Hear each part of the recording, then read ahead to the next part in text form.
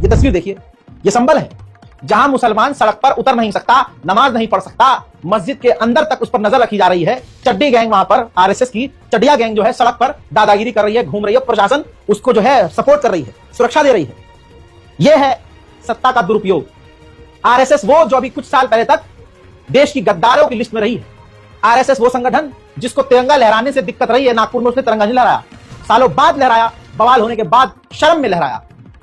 और ये चड्डी गैंग सालों के बाद पैंट में आई, वरना अपनी अम्मा की चड्डी पहन के सड़क पर घूमते थे हाथ में लाठी लेके।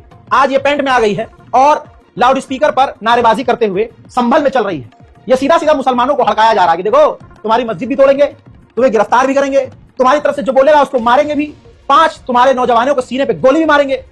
प्रशासन में बैठा अनुज चौधरी तुम्हारे खिलाफ बयान देगा और उसको सपोर्ट सीएम करेगा। उसके बाद तुम नमाज यहां पढ़ ना पाओगे। जिस सड़क पर तुम नमाज नहीं पढ़ पाओगे, मस्जिद भरने के बावजूद, हम वहां पर दादागिरी करते हुए निकलेंगे। पूरे देश में हर मुसलमान ने ईद की नमाज पढ़ी, मस्जिदें फुल ठुस होती रही, लेकिन कहीं भी ना भगदड़ मची। फेंटा सुन ध्यान से, फेंटा ना भगदड़ मची, संतरो सुनो, ना गोलीबारी हुई, ना गाली गलौच हुई, ना हमने अपनी अम्मा और बहनों को तुम्हारी तरह डीजे पे ट्रक के ऊपर लाद कर मस्जिद के सामने नचवाया, ना मंदिर के सामने नचवाया। तवज्जो है, ना किसी मस्जिद के आगे मुसलमानों की भीड़ गई, ना हमने किसी को जबरदस्ती पकड़ के कहा कि बोल अल्लाह अकबर, ना हमने किसी हिंदू को बोला कि बोल ईद मुबारक। न लड़ाई, न दंगा, न फसाद, कुछ नहीं। शांति से हिंदुस्तान में मुसलमानों की सबसे बड़ी ईद गुजर गई।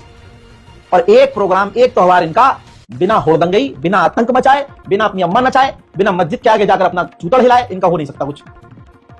अच्छा, जिस प्रशासन ने धमकी दी थी उससे मैं मुखातिब हूं। इतने बड़े दोगले कैसे हो सकते हो यार तुम? धमकी क्या दी थी तुमने कि अरे जो सड़क पर नमाज पढ़ेगा उसका पासपोर्ट जब्त कर लेंगे, उसका लाइसेंस जब्त कर लेंगे। औकात हो तुम्हारी तो इनके जब्त करके दिखाओ। ये देखिए दोस्तों, मुसलमान सड़क पर साल में मस्जिद भर जाने के बाद मजबूरी में अगर 10 मिनट नमाज पढ़ ले तो पुलिस धमकी दे रही है।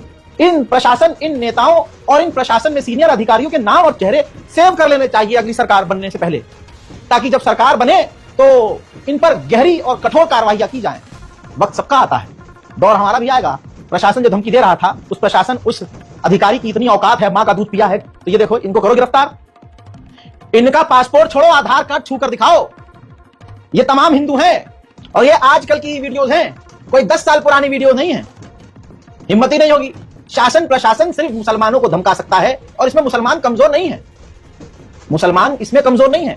ये तो वही वाली बात है कि सुअर जंगल का राजा है, सारे सुअरों के झुंड को बस यही लग रहा है कि भाई हम कुछ भी कर सकते हैं।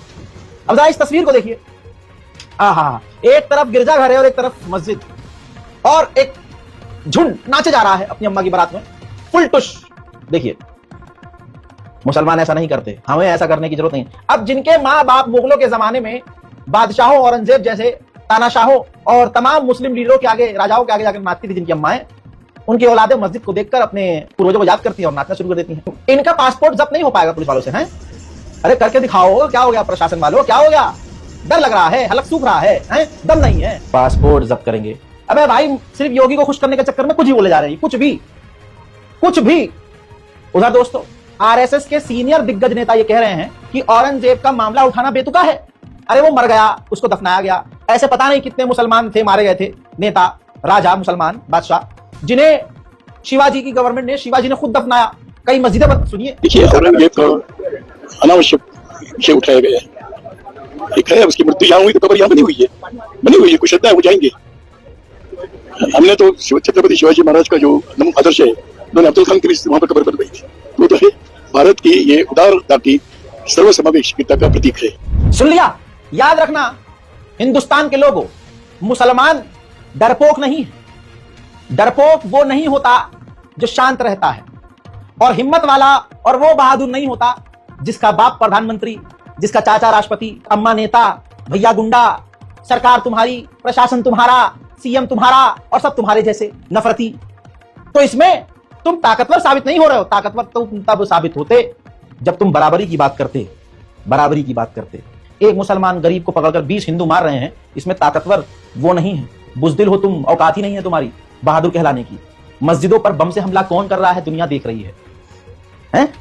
गिरजाघरों पर हमला कौन कर रहा है, दलितों पर हमला कौन कर रहा है, और उनको सपोर्ट करने वाला एक बैठा है यूपी में, वो कभी कुछ बयान दे रहा है, कभी कुछ बयान दे रहा है।